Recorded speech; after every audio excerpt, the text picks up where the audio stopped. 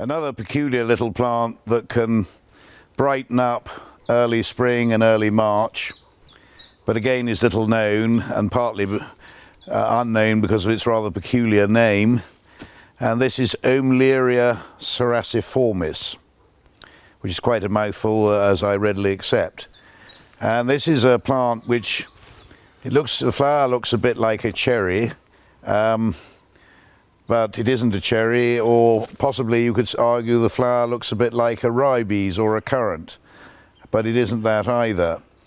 It's known as the oso berry in America, and it's an American species which the Red Indians use the sap from and eat the berries on, and the sap was used, I think, in making their war paint. So it has an interesting little history as a plant.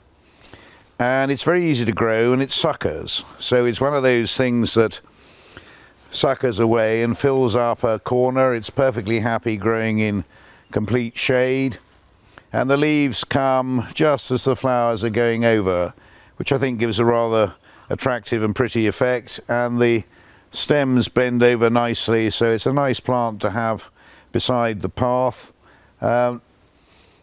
A little bit of smell, but perhaps not the most attractive smell.